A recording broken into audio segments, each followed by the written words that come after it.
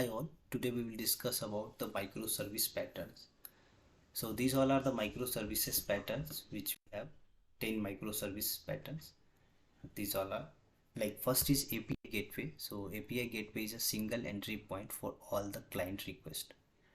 When then route to the request to the appropriate microservices. So API gateway is a first patterns which need to be taken the request from the client, and then whatever the client request is coming, based on that they will route to the particular microservice. So we are using the API gateway, either Joule and all. We have a circuit breaker pattern. So someone will ask like how many patterns you used in microservice, what are those patterns are there in microservice, can you explain? So first is API gateway, another is circuit breaker. So circuit breaker is a pattern used to handle failure in a microservice architectures. When a microservice fail or become unresponsive, the circuit breaker tips and redirect request for the fallback service. So that is called we use circuit breaker, and that is why we use circuit breaker. Another is service registry pattern, a pattern used to keep track all the services in microservice architecture. So they registered act as a central directory of service discovery. So this we used for the service registry, which will be taken care all the registry act as a central directory of service discovery.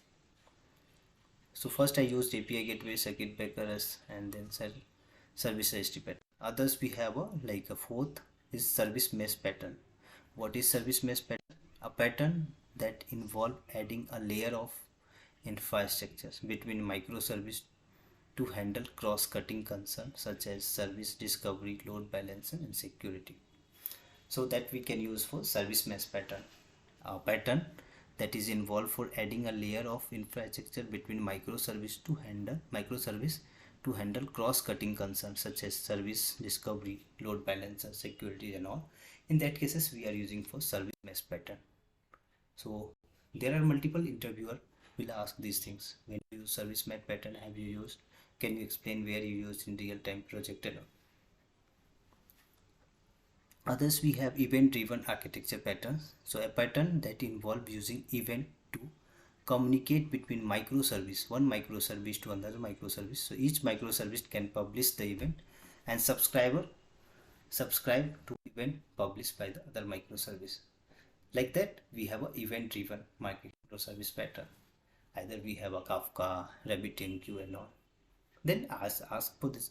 Have you used Saga pattern? When to use Saga patterns and all? So a pattern to manage the transaction. Once you are doing any microservice development, you will have a transaction detail through this communication of multiple database communications or different microservices which have a business logic to communicate database. In that cases we have a Saga pattern.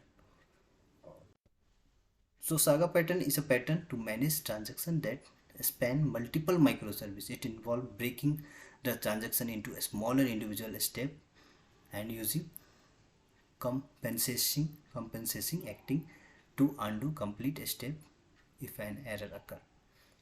So like that we have a multiple microservices which will be divide this as multiple smaller transactions through the patterns, and that will be combined, and if any microservices and all will fit, then that will be like undo all the respective changes of related for the transactions and all. So we use Saga. So this is the very most important interview questions which will be asked for all the interview and all. And we have a bulkhead patterns. A bulkhead pattern is used to isolate failure in a microservice architecture. Each microservice is a place in the separate container. So one of microservice fail if it doesn't affect others microservice. So we have a bulkhead patterns, and which will be taken care. Another is sidecar pattern. Sidecar patterns is involved for the deploying the separate container alongside each microservice to handle cross-cutting concerns such as login, monitoring, and security. In that cases we have a sidecar pattern. Through that we have to handle this all.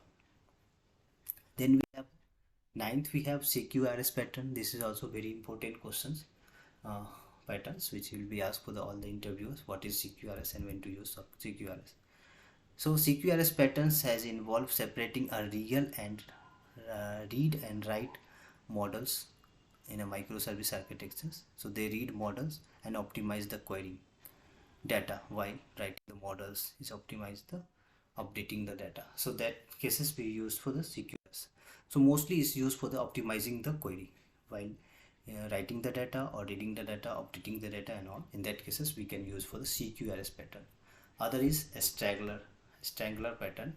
So a pattern that involve gratefully replacing a monolithic application with microservice by gratefully adding a new microservice and removing functionality from the monolithic. So in that cases, suppose if you are migrating any application from monolithic to microservices, in that cases we need to use for straggler patterns. Through that, adding the new services microservice and removing the functionality from monolithic, so that way we can use.